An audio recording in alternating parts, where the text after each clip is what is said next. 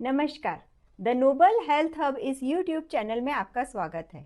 मैं हूं डॉक्टर अपर्णा राहुल और आज हम आपको बताएंगे हिस्ट्रोसैल्पिंगोग्राफी यानी कि एचएसजी के बारे में। यह एक विशेष प्रकार का एक्सरे है जिसमें गर्भाशय यानी कि यूट्रस व फैलोपियन ट्यूब्स की बनावट और वह खुली है या बंद यानी कि ओपन और क्लोज देखा जाता है।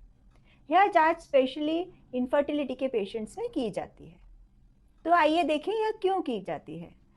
इसमें हम जानकारी प्राप्त करते हैं कि फैलोपियन ट्यूब्स बंद है या खुली, फिर गर्भाशय की बनावट देखने के लिए यानी कि उसके आकार में कुछ प्रॉब्लम है क्या, जैसे कि बायकॉर्नेट यूट्रस, यूनिकॉर्नेट यूट्रस।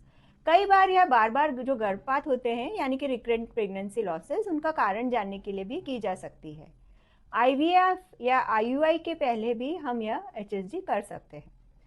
जेनाइटल ट्यूबरकुलोसिस की शंका में यह कर सकते हैं और फैलोपियन ट्यूब रीकैनलाइजेशन, फैलोपियन ट्यूब्स खोलने का ऑपरेशन किया जाता है, तो उसके बाद के सर्जरी के बाद हम ट्यूब्स चालू है या बंद है या ऑपरेशन सक्सेसफुल हुआ है क्या, इसकी स्थिति देखने के लिए भी कर सकते हैं।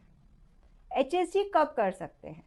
तो यह पीरियड खत्म होने के 7वें से 10वें दिन के अंदर की जाती है, क्योंकि पीरियड ब्लीडिंग बंद हो जाती है और ओव्यूलेशन बाद में होने वाला है, तो ओव्यूलेशन में उस साइड को रेडिएशन हो सकता है, इसलिए यह इसका प्रॉपर टाइम 7 से 10 दिन के अंदर होता है। पीरियड के दौरान या प्रेगनेंसी में एचएसजी नहीं कर सकते हैं। एचएसजी कैसे की जाती है? तो मरीज को एक्सरे की टेबल पर लिटाते हैं, फिर उसके वजाइना में स्पेकुलम डाला जाता है। गर्भाशय के मुंह से एक पतली सी ट्यूब, कैथेटर या हिस्ट्रोसैल्पिंगोग्राफी कैन्यूला होती है, एक स्पेशल, उस डाली जाती है या फिक्स की जाती है सर्विक्स पे। इसके बाद उसमें से डाई इंजेक्ट की जाती है और एक्सरेज लिए जाते हैं या फ्लोरोस्कोपिक एक्सरेज लिए जाते हैं। यह यूट्रस से यहाँ पे डाई डाली जाती है और फिर ये बाहर आके ये ट्यूब से बाहर निकलती है। तो यह डाई, अगर ट्यूब खुली होंगी तो ही डाई ट्यूब्स के बाहर आएगी। यह सारी प्रक्रिया 10 से 15 मिनट में पूरी हो जाती है।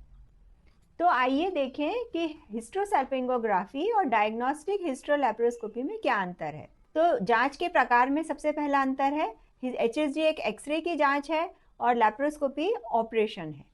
एनेस्थीसिया एचएसजी में नहीं लगता है और लैप्रोस्कोपी में जनरल एनेस्थीसिया लगता है।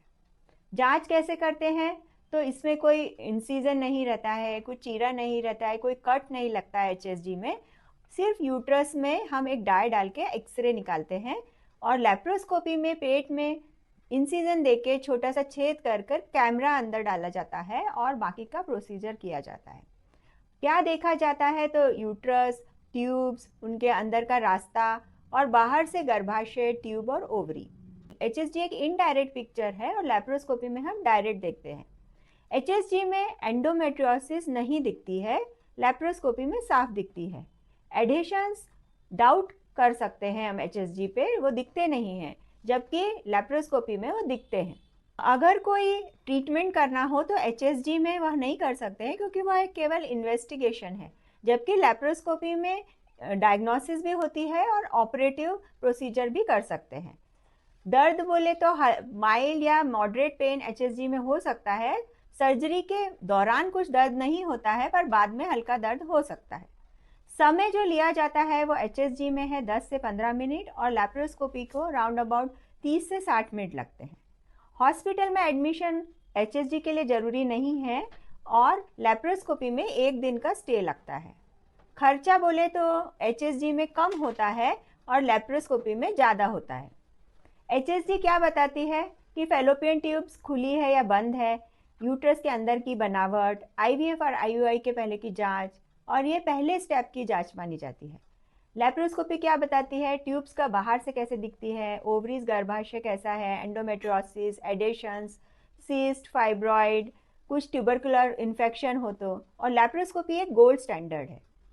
तो हम यहाँ बोल सकते हैं कि एचएसजी किसे करनी चाहिए? जिनकी शादी को 5 साल से कम हो, 1 साल से ज़्यादा हो गया हो, इनफर्टिलिटी के इन्वेस्टिगेशंस अभी चालू हुए हों, पीरियड्स रेगुलर हो, कोई बड़ी सर्जरी की हिस्ट्री ना हो, तो हम एचएसजी करके देख सकते हैं। और लैप्रोस्कोपी किनको करनी चाहिए? जब एचएसजी में ट्यूब्स ब्लॉक आई हो, लंबे समय की इनफर्टिलिटी हो, मोर देन 5 ईयर्स, पीरियड्स में बहुत पेन होता हो, एंडोमेट्रियोसिस की शंका हो, या आईवीएफ से पहले क्लियर डायग्नोसिस करना हो। आसान शब्दों में फ़र्क समझे तो एचएसजी अंदर से रास्ता देखकर जांच है और लैप्रोस्कोपी बाहर से आंखों से देखकर जांच है। तो हम कह सकते हैं कि एचएसजी फर्स्ट इन्वेस्टिगेशन है, और अगर एचएसजी नॉर्मल नहीं हो या कुछ डाउट हो तो उसका कंफर्मेशन लैप्रोस्कोपी से किया जाता है। दोनों एक दूसरे के विकल्प नहीं हैं, बल्कि दोनों एक दूसरे के पूरक हैं और दोनों का उपयोग इनफर्टिलिटी में किया जा सकता है। उम्मीद है आपको यह वीडियो पसंद आया होगा और हिस्ट्रोसैल्पिंगोग्राफी और डायग्नोस्टिक लैप्रोस्कोपी में बारे में जानकारी मिली होगी। अगर आपके मन में कोई सवाल है या आपका कोई एक्सपीरियंस शेयर करना चाहते हैं तो नीचे के कमेंट सेक्शन में ज़रूर लिखें। हमारे channel the noble health hub पर आने के लिए धन्यवाद। अगर आपको यह वीडियो उपयोगी लगा हो तो लाइक करें, इसको शेयर करें व हमारे चैनल को नोटिफिकेशंस के साथ सब्सक्राइब करना ना भूलें।